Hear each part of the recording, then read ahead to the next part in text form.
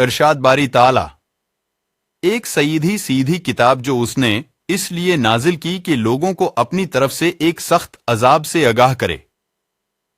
القرآن القرآن جو لوگ کتاب اللہ کی تلاوت کرتے ہیں اور نماز کی پابندی رکھتے ہیں اور جو کچھ ہم نے ان کو عطا فرمایا ہے اس میں سے پوشیدہ اور اعلانیہ خرچ کرتے ہیں، وہ ایسی تجارت کی امیدوار ہیں جو کبھی خسارہ میں نہ ہوگی۔ سورہ فاطر۔ بسم اللہ الرحمن الرحیم۔ حکم خداوندی۔ اور جب ہم کسی چیز کو پیدا کرنے کا ارادہ کرتے ہیں تو ہماری طرف سے صرف اتنی بات ہوتی ہے کہ ہم اسی کہتے ہیں ہو جا، بس وہ ہو جاتی ہے۔ بسم اللہ الرحمن الرحیم۔ ارشاد باری تعالی اللہ فرماتا ہے کہ اگر اللہ تمہاری سننے کی طاقت اور تمہاری آنکھیں تم سے چھین لے اور تمہارے دلوں پہ مہر لگا دے تو اللہ کے سوا کون سا معبود ہے جو یہ چیزیں تمہیں لا کر دے دے۔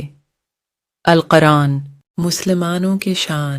اللہ پاک فرماتا ہے مسلمانوں تم وہ بہترین امت ہو جسے لوگوں کی فائدے کے لیے وجود میں لایا گیا۔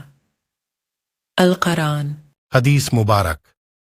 رسول پاک صلی اللہ علیہ وآلہ وسلم ارشاد فرماتے ہیں کہ اگر تم چاہتے ہو کہ تمہارا دل نرم ہو جائے تو مسکین کو کھانا کھلاؤ اور یتیم کے سر پہ ہاتھ پھیرو۔